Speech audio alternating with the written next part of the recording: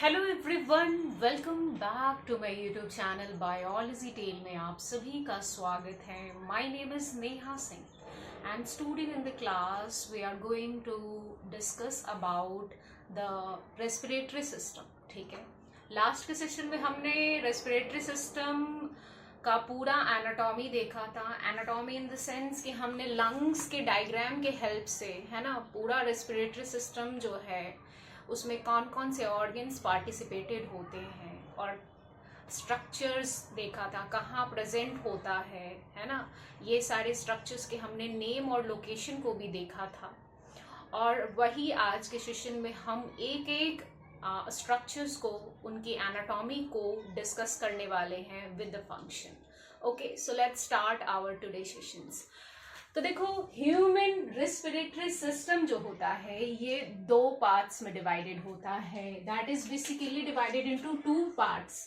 एक आपका कहला रहा है रेस्पिरेटरी ट्रैक्ट। रेस्पिरेटरी ट्रैक्ट यानी कि रेस्पिरेशन का जो प्रोसेस जिस रास्ते हो रहा है that is called respiratory tract, है ना। ऑक्सीजन हम लोग एटमॉस्फेयर से ले रहे हैं with the help of nose. Nose के पास दो ओपनिंग होती है, that is called external nostrils. अब ये दोनों होल्स को जो डिवाइड करता है वो कहलाता है आपका सेप्टम, है ना। फिर जैसे ही एयर जो है आगे बढ़ता है ना, आगे मूव करता है इनसाइड द लंग्स, तो नजल पाथवे से होते होते नेजोफेरेंस की तरफ मूव करना स्टार्ट करता है। देन फेरेंस, फिर उसके बाद लैरिंक्स की तरफ मूव करता है, फिर ट्रैकिया आ जाता है। तो इस तरीके से आगे बढ़ते बढ़ते फिर फाइनली एल्वियोलाई के पास आपका चला जाता है, जहां पे गैसेस एक्सचेंज होता है ना, रेस्पिरेशन का मैकेनिज्म परफॉर्म होता है। तो नाउ लेट्स अंडरस्टैंड कि सबसे पहले जो रेस्पिरेटरी ट्रैक्ट है वो दो होता है, आपका इंटरनल, एक्सटर्नल ट्रैक्ट और इंटरनल ट्रैक्ट। तो देखो, एक्सटर्नल ट्रैक्ट में क्या क्या आएगा। External nostrils, we have two opening, जिसके हेल्प से क्या होता है, ऑक्सीजन एटमॉस्फेयर से अंदर जा रहा है और लंग्स से क्या हो रहा है, कार्बन डाइऑक्साइड रिच एयर बाहर आ रहा है। जो गर्म हवा आपको फील होता है that is what, carbon dioxide rich air. तो एक्सटर्नल नॉस्ट्रल्स से फिर आगे चल के ये मूव कर जाता है नजल पाथवे की तरफ, है ना। Nasal pathway is basically what, it is the structure that is called nasal pathway, है ना। एंड देन इंटरनल लेयर्स, है ना। उसके बाद फिर नेजोफेरेंस, फेरेंस के तीन पार्ट, नेजोफेरेंस, फेरेंस जो कि नोज से एसोसिएटेड होता है उसे नेजोफेरेंस कहते हैं। The second is the oropharynx and the third is the larvopharynx, ठीक है, larvopharynx। एंड उसके बाद फिर pharynx की तरफ मूव करता है। pharynx is what, it is the common junction of the passes, जहां से फूड और एयर दोनों पास होता है, राइट। ओके, सो pharynx के बाद आ जाता है glottis and then larynx and then trachea.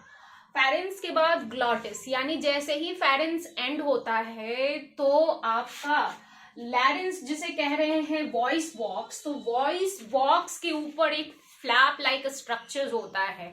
Basically कह दो क्या कि वॉइस बॉक्स के ऊपर जो फ्लैप लाइक स्ट्रक्चर प्रेजेंट होता है, कार्टिलेजिनस स्ट्रक्चर प्रेजेंट होता है, that is what, it is called आपका ग्लॉटिस, ठीक है। उसके बाद फिर आपका ये लैरिंक्स आगे चल के बन जाता है trachea, that is also called wind pipe, यानी वैसा पाइप जहां से हवा जो है ना, जो आपका एयर है वो मूव करेगा लंग्स की तरफ, है ना। तो दैट इज बेसिकली व्हाट, ये विंड पाइप जिसमें आपका ऑक्सीजन और कार्बन डाइऑक्साइड रिच एयर जो है वो आपका मूव आउट और मूव इन कर रहा होता है ना। So this is what trachea. अब ट्रैकिया के बाद, है ना, trachea there is the pipe, एक मोटा पाइप है ना, दैट इज कॉल्ड ट्रैकिया। अब ट्रैकिया एक तरफ जो डिवीजन हो गया लेफ्ट लंग्स की तरफ, दूसरा राइट लंग्स की तरफ, जैसे ही डिवीजन होता है ये बनाता है पूरा ब्रोंकियल ट्री का निर्माण करता है। अब इस ब्रोंकियल ट्री में क्या क्या आता है? सो ब्रोंकियल ट्री में आता है प्राइमरी ब्रोंकस, है ना, primary bronchus and also called principal bronchus. फिर आपका सेकेंडरी ब्रोंकस। ये सारे स्ट्रक्चर्स जो है वो डिफाइन किया था मैंने लास्ट के सेशन में, है ना। ये बस मैं बता रही हूँ कि ब्रोंकियल ट्री में प्राइमरी, सेकेंडरी और आपका टर्शियरी ब्रोंकस आता है और फिर एफरेंट ब्रोंकस आता है। ये सारे स्ट्रक्चर्स मिलके बनाते हैं ब्रोंकियल ट्री का निर्माण करते हैं। फिर आप आ जाओ आपका इंटरनल ट्रैक्ट, यानी वैसा रास्ता जो कि अब लंग्स की तरफ डीपली इनर्वेटेड है, यानी लंग्स के अंदर अब इन कर गया। अब ये बना रहा है आपका पूरा रेस्पिरेटरी ट्री, रेस्पिरेटरी ट्री का निर्माण कर रहा है। यानी कहने का मतलब देयर इज द ब्रांचेस, अब ये ऐसे मूव कर रहा है, फिर फर्दर इसके अंदर डिवीजन हो रही है और ट्री का निर्माण होता है ना। तो ब्रांचेस देखने को मिलते हैं और सबसे पहला आपका जो रेस्पिरेटरी ट्री है, यहां पे देखो देयर इज द, है ना,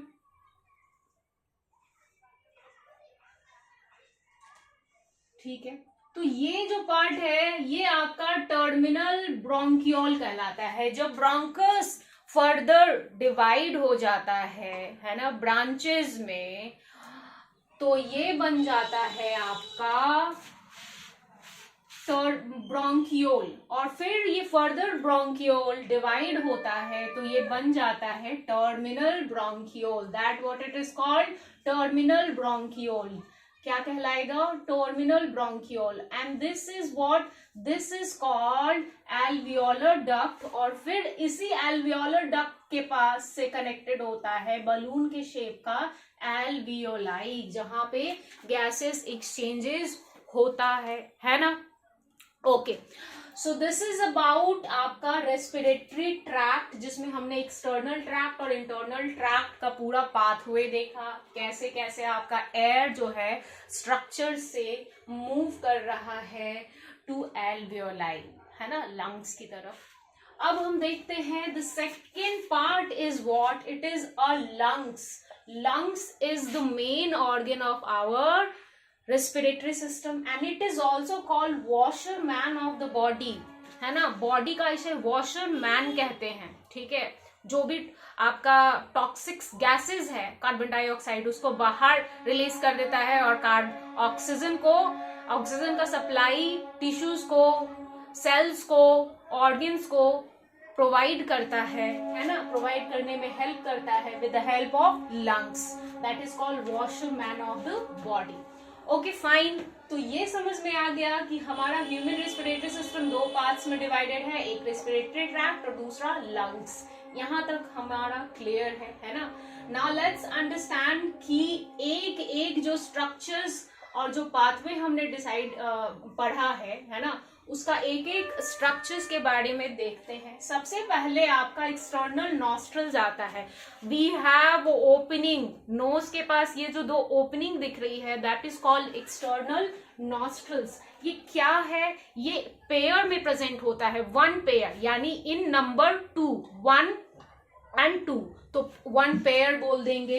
एंड प्रेजेंट एवव, कहां पे प्रेजेंट होता है? अपर लिप्स के एवव प्रेजेंट होता है। This is the upper lips और इसके ऊपर ये दोनों ओपनिंग प्रेजेंट होता है। That is the external nostrils, ठीक है। इसकी एनाटॉमी भी पता चल गई और ये कहाँ प्रेजेंट होता है, लोकेशन भी पता चल गया। अब देखते हैं the second is the nasal pathway. Nasal pathway क्या है? ये है आपका, this is what the nasal pathway, जहां से एयर अंदर की तरफ मूव करेगा, इंटरनल नेयर्स की तरफ मूव करेगा। अब इस नजल पाथवे में देखो, सबसे पहले क्या है आपका? स्किन आता है ना। स्किन क्या है? पहला है नजल पाथवे। जैसे स्किन इज द कॉन्टेक्ट, अगर हम एक्सटर्नल नॉस्ट्रल देखें तो ये हमारा स्किन से कॉन्टेक्टेड होता है। फिर अगर थोड़ा सा अंदर बढ़ो तो आपको हेयर्स देखने को मिलेंगे। क्या मिलता है? हेयर्स मिलता है। और इन्हीं हेयर्स के में क्या होता है, जो भी डस्ट पार्टिकल्स एयर में प्रेजेंट है। हमने ऑक्सीजन को लिया है ना, अब ऑक्सीजन क्या है आपका एटमॉस्फेयर में प्रेजेंट है, तो ऑक्सीजन के पास सिर्फ ऑक्सीजन ही नहीं होगा, उसमें डस्ट पार्टिकल्स भी प्रेजेंट है। तो ऑक्सीजन के साथ हमारे नोज में, लंग्स में डस्ट ना चला जाए, इसीलिए ये हेयर्स प्रेजेंट होता है। और इन्हीं हेयर्स में जो क्या होता है, डस्ट जाके आपका चिपक जाता है, आपका ट्रैप हो जाता है, फंस जाता है। अब ये कैसे चिपकेगा? With the help of sebum. अब सीबम कौन क्रिएट कर रहा है? तो जैसे ही आगे बढ़ेंगे, हेयर से आगे थोड़ा और अंदर जाओगे तो सीबेशियस ग्लैंड प्रेजेंट होता है नोज के अंदर, जो कि सीबम का क्रिएशन करता है ना। नाक जो है आपका, नोज का जो पार्ट है वो कभी ड्राई नहीं होता है ना, वो थोड़ा आपका क्या होता है, ल्यूब्रिकेटेड होता है। टू प्रोवाइड ल्यूब्रिकेशन ये सीबम का सीबम सीबेशियस ग्लैंड से निकल रहा होता है। और ये हेयर और सीबम क्या करता है, आपको डस्ट पार्टिकल्स को हेयर से चिपका के रखता है, और जो एयर है आपका वो प्योर एयर लंग्स के पास पहुंचे, लंग्स में कोई इन्फेक्शंस ना हो जाए, रेस्पिरेटरी ट्रैक्ट में कोई इन्फेक्शंस ना हो जाए। इसीलिए क्या है आपका, ये सीबम और हेयर जो है वो दोनों प्रेजेंट होता है। नाउ अगर देखो नोज के पास है ना ग्लैंडुलर एपिथेलियम भी प्रेजेंट होता है। Glandular, wherever the glandular term is there, epithelium, इसका मतलब जहां से क्या हो रहा है आपका मॉइस्चर, है ना, जहां से आपका क्या हो रहा है, मॉइस्चर प्रोवाइड करेगा। ग्लैंडुलर एपिथेलियम क्या काम कर रहा है, मॉइस्चर प्रोवाइड कर रहा है, म्यूकस का सिक्रेशन कर रहा है। अब ये म्यूकस का सिक्रेशन क्यों करता है, क्योंकि जैसे फ्रिक्शन ना क्रिएट हो जाए हमारे नोज के अंदर, रेस्पिरेटरी ट्रैक्ट के अंदर। हमने ऑक्सीजन को अंदर लिया एटमॉस्फेयर से, तो जैसे ही हमारा रेस्पिरेटरी ट्रैक्ट अगर ड्राई होगा, सूखा होगा, तो क्या होगा, ये फ्रिक्शन क्रिएट कर सकता है ना, जिससे हमारा रेस्पिरेटरी ट्रैक्ट या फिर नोज या फिर ट्रैकिया, एल्वियोलाई, लंग्स, ये सब क्या हो सकता है, फ्रिक्शन के कारण इंजरी आ सकती है, जिसके कारण मॉइस्चर को प्रोवाइड करने के लिए ग्लैंडुलर एपिथेलियम क्या काम करती है, मॉइस्चर को प्रोवाइड करके रखती है। और आपका इंस्पिरेशन और एक्सपिरेशन जो प्रोसेस है ब्रीदिंग का, वो अच्छे से आपका परफॉर्म हो सके विदाउट फ्रिक्शन, है ना। सो इसका काम ये है। हमने समझ लिया skin, hair, sebaceous gland sebum create कर रहा है, ग्लैंडुलर एपिथेलियम मॉइस्चर का क्रिएट कर रहा है, ये सब का रोल क्या है। नाउ देयर अगर आप थोड़ा और अंदर जाके इंटरनल लेयर्स की तरफ बढ़ोगे, तो there is the neurosensory epithelium.